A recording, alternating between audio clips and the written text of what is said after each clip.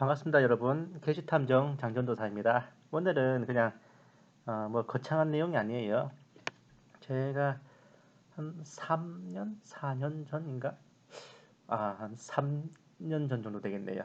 그때 좀 뭐랄까 되게 기쁘고 좋은 추억을 하나 만들었던 적이 있습니다. 그 얘기를 한번 이제 되새겨 보면서 그냥 저 혼자 약간 에세이를 쓴다 생각하고 그렇게 한번 얘기를 드려보는 거예요. 음, 이 게시탐정은 참 뭐랄까 한편의 드라마나 영화나 소설 같은 꽤나 이제 파란이 만장한 인생을 전 살았던 것 같습니다. 눈물과 웃음과 애증이 교차하는 삶 속에서 돌이켜보면 대업을 이루기도 전에 천국행 티켓을 가불받을 뻔한 적도 들어 있었어요. 어릴 때 뭐 치즈 맛과 비누 맛을 구별을 못해서 비누를 썰어 먹었다든가, 어머니께서 옷장 속에 몰래 숨겨놓으신 그물망 속에 들어있는 박하사탕을 꺼내 먹었다던가, 계곡에 가서 물귀신이 될 뻔한 적도 한두 번이 아니었어요. 참으로 오락실 게임 캐릭터 마냥 목숨이 여럿 달린 채로 지냈었습니다. 그 옷장 속에 숨겨진 박하사탕을 나프탈렌이라고 한다는 건 그 일이 있은 후에 알았는데, 류시화 시인의 시 한 구절처럼 지금 아는 것을 그때도 알았더라면 좋았을 뻔했습니다.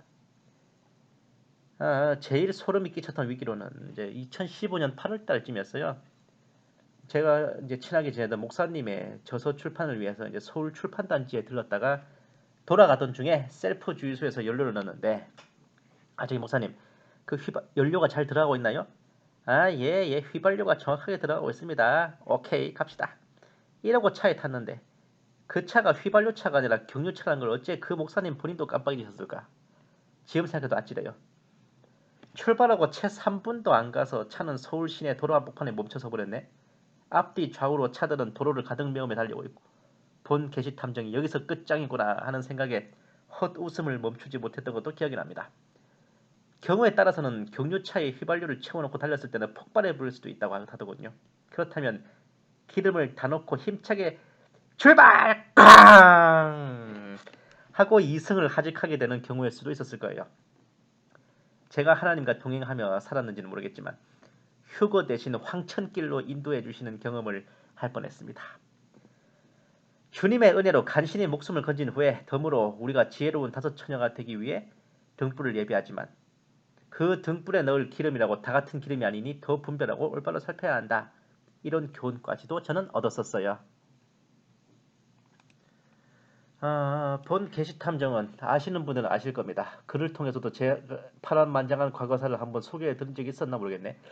마지막 때를 전하고 시대의 징조를 분별한 자리에 선 이래로 그것으로 인해 모태신앙으로 태어나 유아 세례를 받고 청년 시절까지 섬겼던 모교회로부터 무자비한 핍박과 정죄를 당해야 했습니다.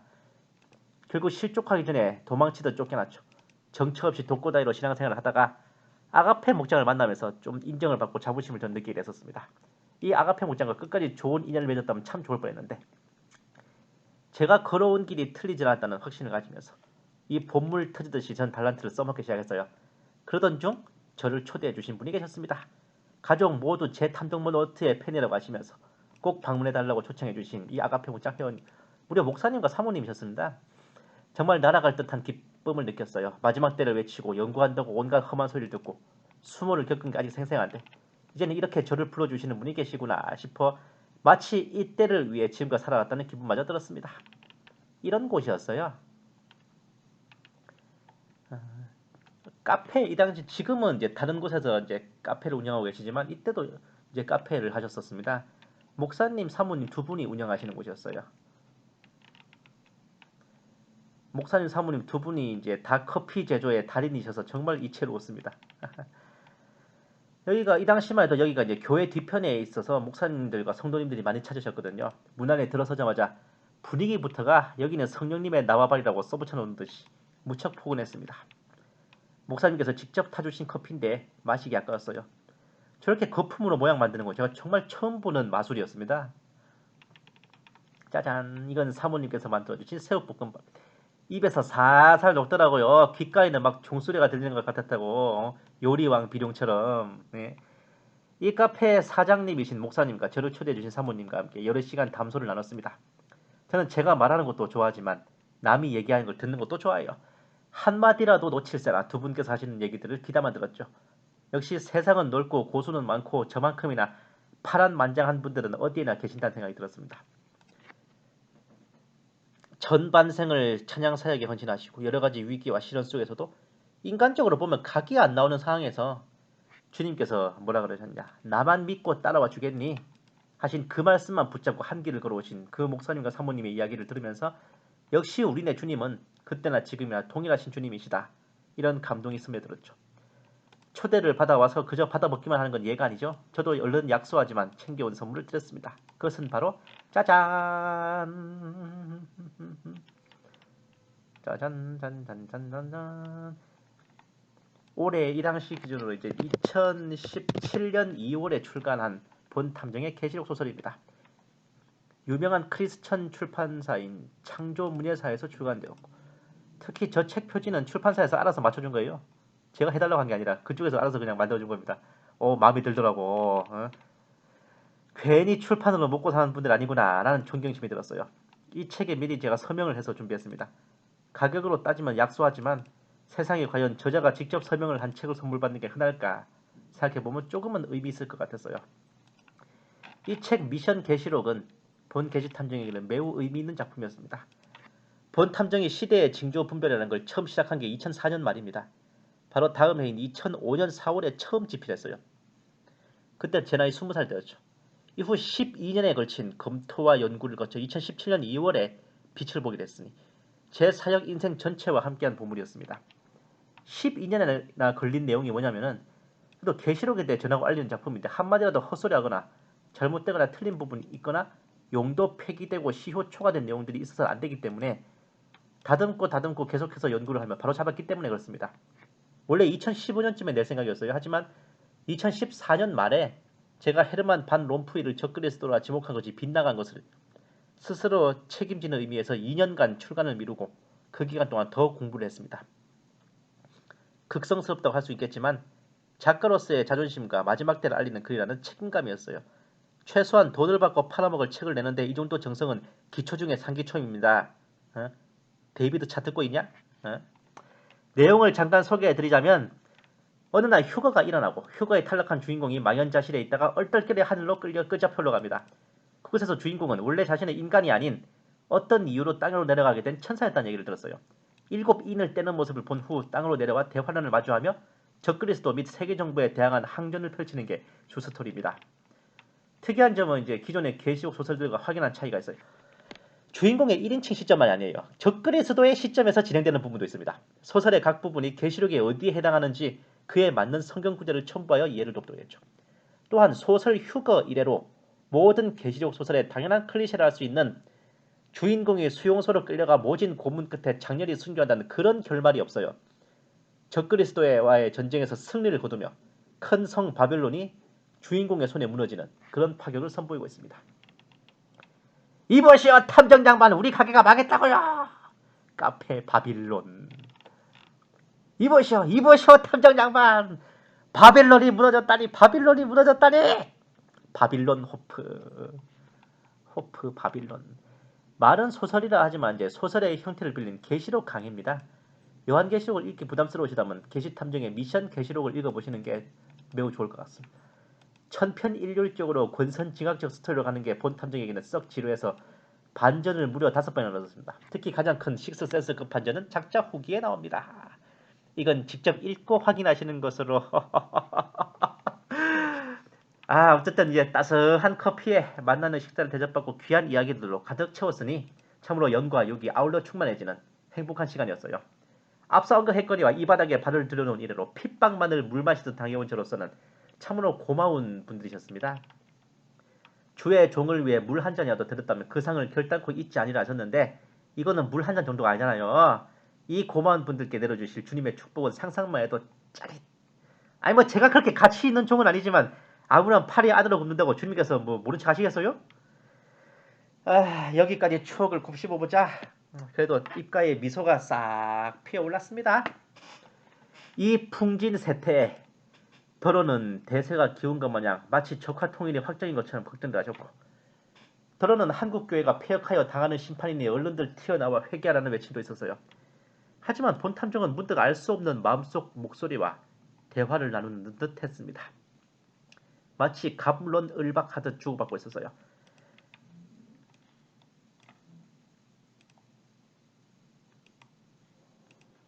한국교회는 타락했다. 신사참배를 하여 배도했고 그것을 회개하지 않았고 그로 인한 심판으로 6.25 전쟁을 겪었다. 여기에 대한 제 대답이었습니다. 한국교회는 그리스도의 몸이다. 신사참배를 한 이들도 있었지만 신사참배에 대항하여 목숨을 바친 성도들도 있었고 주님의 은혜로 광복을 맞자마자 신사와 신궁을 모조리 불태우고 쳐부수며 온몸으로 회개했다. 6.25 전쟁 때도 공산군의 총칼 앞에 순교자의 피가 산과 들을 메우며 믿음과 지조를 지켜냈다. 그런 교회가 바로 한국교회다. 그러자 이런 목소리가 들리더라고요. 한국교회는 WCC에 가담하여 배도했고 동성애를 외면했다. 물질과 돈과 탐욕에 찌들었고 마라나타 신앙이 잠든 교회다. 지금 일어나는 일들은 한국교회의 타락으로 인한 심판이다. 여기에 대한 제 대답은 이랬습니다. WCC에 가담한 자들도 있지만 한국교회는 세계 유일의 WCC 반대운동을 일으킨 교회다. WCC의 배도와 동성애가 창궐하는 와중에 그 WCC에 대항하고 동성애를 반대하던 성도들의 의로운 외침이 한시도 사그라들지 않고 거리와 교회에 넘쳐났다. 시대의 징조를 분별하고 마라나타 신앙을 전하는 목소리도 1분 1초도 우리 한국교회에서 끊어지지 않았다. 그런데 이런 목소리가 또 들려오더라고요. 지금 일어나고 있는 이런 일들이 한국교회의 죄악과 폐역이 아니면 왜 일어나는가? 회개할 생각은 않고 스스로를 합리화시키고 있으니 참으로 참람하기 그지없다. 회개해라. 하나님께 죄를 구하고 용서를 구하면 회복시켜 주시리라. 여기에 대한 제 대답은 이랬습니다. 신사참배의 죄로 인한 심판이라면 신사참배에 대항한 순교자들의 공은 어디 있는가? WCC의 배도로 인한 심판이라면 WCC에 반대한 성도들의 공은 어디 있는가? 물질과 탐욕에 찌들어 받는 심판이라면 주님 앞에 정직하게 순전하게 섬긴 성도들과 목회자들의 공은 다 어디로 갔다는 것인가? 세상 이치로도 공과 가를 견주어 심판하건만 공은 간 곳이 없고 과만을 지목하여 심판하신다면 하나님의 공의가 그런 것인가? 내가 아는 하나님은 의인 10명이 있다면 소돔과 고모라를 멸망치 아니하겠다 하셨던 주님이시고 열조에 그보다 더 악한 자가 없었던 옛적 아합과 므낫세를 용서하시고 심판을 미루시며 고난 중에 회복시키셨던 주님이셨다. 두 목소리가 제 안에서 엎치락뒤치락하며 다퉜어요. 저는 되게 놀랐습니다. 이 상황이 어디선가 많이 보던 것 같아고요. 바로 욥기였던 겁니다. 제 안에서 옥신각신하던 두 목소리는 바로 욥과 욥의 친구들이 주고받았던 그것과 같았습니다. 느닷없는 질병과 재앙으로 고통받던 욥을 찾아와서 그와 논쟁을 벌인 친구들 엘리바스와 소밧과 빌닷 그리고 뒤늦게 찾아온 엘리후 그들은 욥의 원수도 라이벌도 적도 아니었습니다. 친구 중에 친구고 절친 중에 절친이고 베프 중에 베프였죠. 특히 엘리바스와 소발과 빌닷은 악창으로 고통 중에 있던 욥을 찾아와 일주일 밤낮을 그와 함께 앉아 그 아픔을 나눴던 보통 우정들이 아니었습니다. 하지만 욥의 친구들은 욥의 상황과 아픔을 이해를 못했죠. 오히려 그를 정죄하게 되버렸습니다. 욥에게 더 큰 상처를 안겨줘 버렸죠. 여기에서 욥의 위안자라는 전문 용어가 나왔는데 위로하러 와서 더 속 터지게 하는 사람이라는 의미랍니다요. 가슴이 터질 것 같은 울림에 저는 머리를 감싸며 일었었어요. 목소리는 더 이상 들리지 않았습니다. 양쪽이 다 틀린 말은 아닌지라 혼란스러웠지만 저는 눈치 하나는 예술이어서요. 욥기를 읽어보면 답이 나올 것 같았습니다. 그리고 그 답을 저는 얻었어요. 하나님의 공의가 그런 것이냐라고 외쳤던 욥. 그리고 불과 방금 전에 계시탐정에게 하나님은 욥기를 통해 말씀하셨습니다. 별과 우주에 대해 네가 아는 거 있으면 있는 대로 한번 말해봐라. 땅과 우주에 대해, 땅과 바다에 대해 네가 아는 거 있으면 있는 대로 한번 짓거려봐라. 들짐승이나 날짐승이나 동물들에 대해 네가 아는 거 있으면 있는 대로 한번 짓거려봐라. 너 내가 만든 공룡이랑 맞짱 떠서 이길 수 있냐? 근데 네가 뭔데 내 역사와 공의에 대해 이래라 저래라냐? 저는 딱 한마디밖에 할 수 없었습니다. 아이고 하나님 그저 죽을 죄를 지었습니다.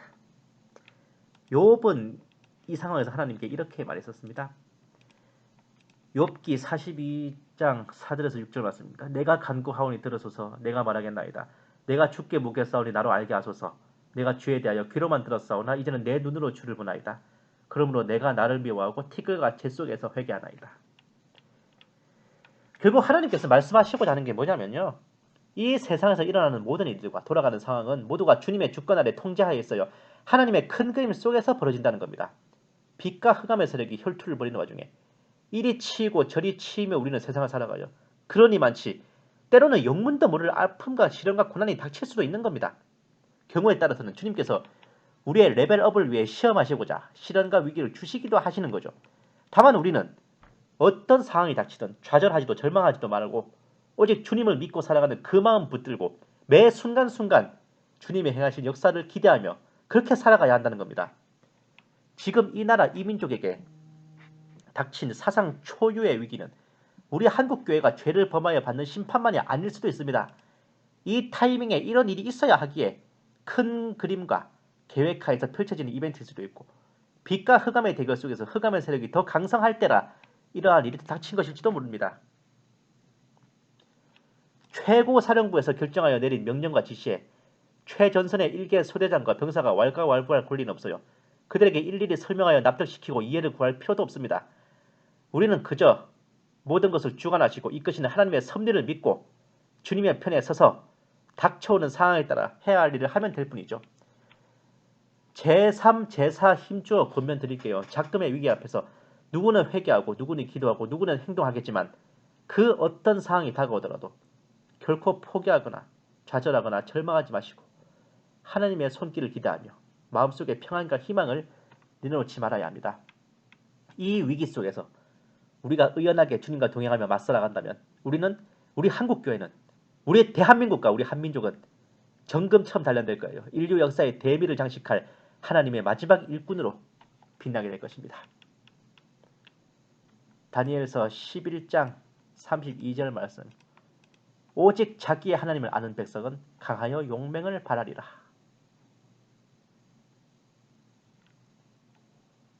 감사합니다. 계시탐정 장전도사였습니다.